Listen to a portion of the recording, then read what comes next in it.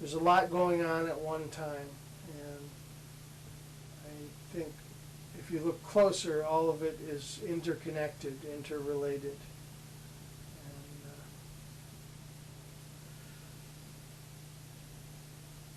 the colors change, the way light changes.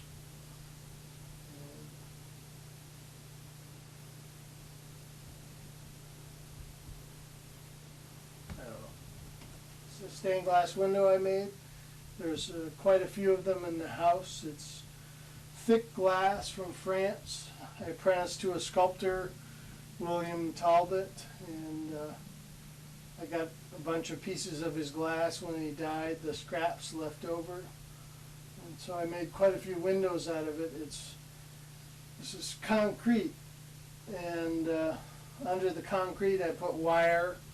I used a little bit of body filler to hold the glass in place when I first put it in, and then I put concrete over it. And I just like the colors and the natural way that light comes through glass.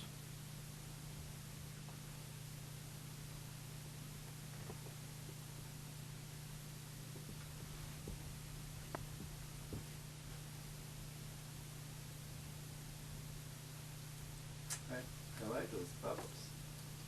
In the glass, yeah.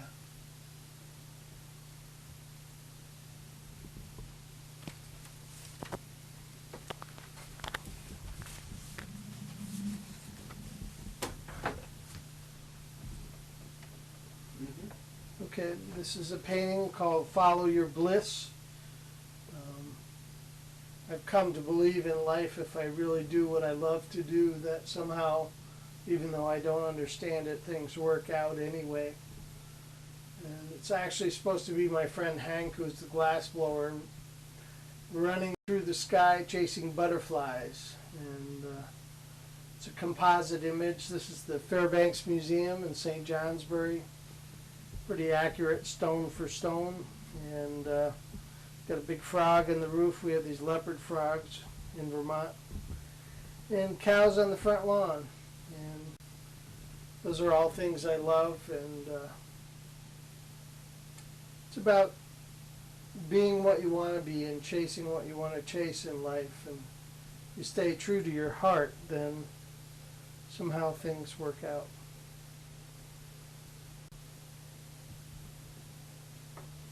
This is a painting called Timeless Love. It's from a photograph by Ethan Hubbard. He lives in Vermont. Of the Silvas, they lived in San Miguel de Allende in Mexico. They were both blind since birth, and there's a seeing eye dog. And both of them married at a young age. They'd been married 63 years at the time of this photograph, and still love each other. And he would hold her hand and pick her flowers and open the door for her very gently. And they lived on the side of the road and were begging for food. They lived in cardboard boxes. And it's just amazing how, even without a lot of money, they're happier than many of the people who I meet who have everything. And their love holds them together. This is a whale coming up to the surface to say hello. And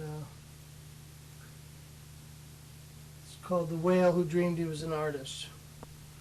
And it's sort of a self-portrait, but from a dream that I had that I was a whale. And it's done in dust and graphite powder and powdered pigment and silver point. And you can see birds flying up out of its back.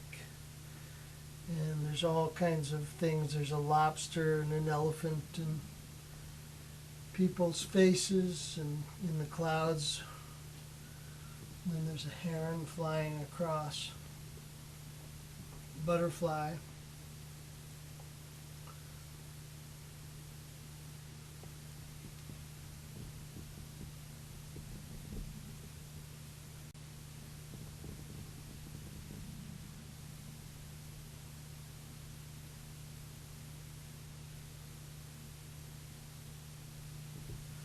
It's called Church of Out in the Woods, and it's really leaves and light in the afternoon. But if you look closely, there's a church painted over it transparently. It's St. Mark's Cathedral in Venice. And I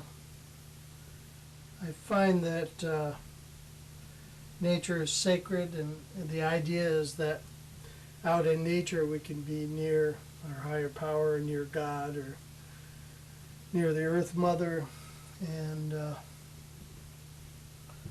so I guess I like the idea of Church of Out in the Woods and how it's accessible to anybody. It doesn't matter what kind of background or pedigree or how rich you are.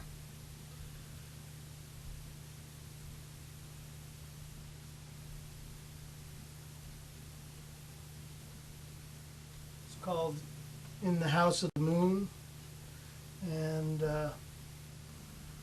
it's a drawing I spent a huge amount of time on, done in graphite powder and powdered pigment. And again, it's a little bit like nature is sacred. The moon wasn't made by mankind. It's another way of saying in the house of God. And there's a full moon and half moon and phases of the moon, and there's a moon on the outhouse door, and out here this is sort of the cosmos. You can see the surface of the moon there, little craters, and there's a little blue moon, the way it was last night. The moon was beautiful last night. There's a spiral, and there's the sun going to bed, and the moon is time to rise, and this is a portrait of myself and my former wife, and the clouds, dancing on the clouds, dancing on the moon. Here they're dancing. The moon tipping his top hat. And